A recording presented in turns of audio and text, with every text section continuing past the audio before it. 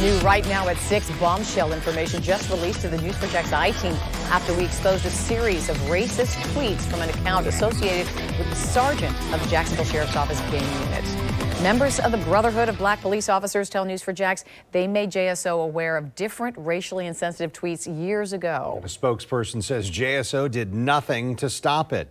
We want to get right to I-TEAM investigator Tarek Miner, who broke the story, been working on it all week. Tarek? Well, a spokesperson with the Jacksonville Brotherhood of Police Officers tells me they started reporting racially insensitive tweets posted by JSO employees to the sheriff's office back in 2020 after the death of George Floyd. And they say there was no corrective action.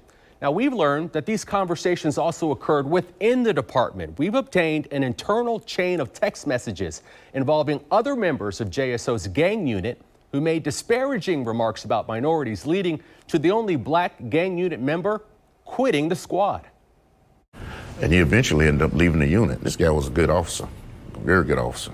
Retired JSO narcotics detective Kim Varner tells the News4JAX I-TEAM this series of internal WhatsApp messages within JSO's gang unit reveals the culture of the 10-man team. The gang unit was under the leadership of Sergeant Douglas Howell, who's the subject of an internal investigation for these racist tweets disparaging blacks, Mexicans, and members of the LGBTQ community.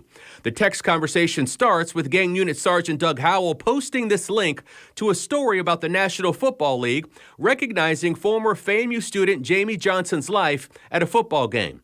The state attorney's office ruled Johnson was killed in a justifiable shooting by gang unit member Jose Garriga, who writes the following on the thread.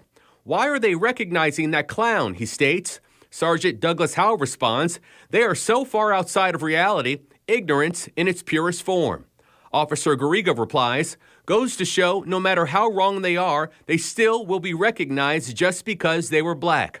It's then that the only African-American officer on the gang unit replies saying, the shooting with Jamie Johnson was justified. However, for you to make a specific comment saying that just because a person is black, that people feel sorry for them, I feel like that was completely out of line and I find it offensive.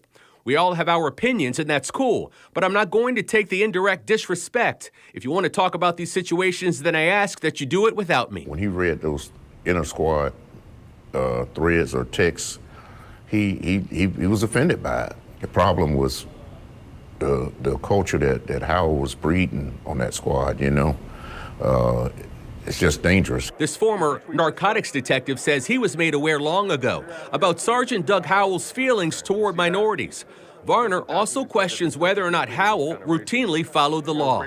I've talked to officers that were on that unit, some of them that left that unit, and all of them tell me the same story, you know, that he was violating people's rights. The gang unit mostly patrols black areas. This video of the JSO gang unit was sent to us from a News4JAX viewer showing them taking someone into custody earlier this year.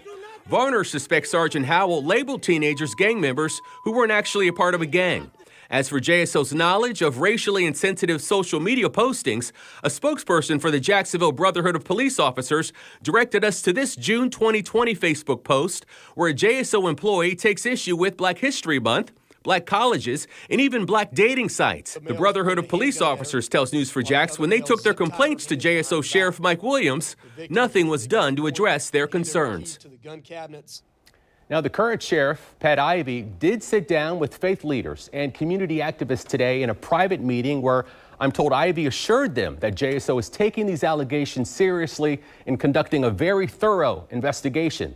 As for Sergeant Douglas Howell, we've learned he's been put on desk duty for now during the internal investigation, which has to be complete by law in 180 days. Mary?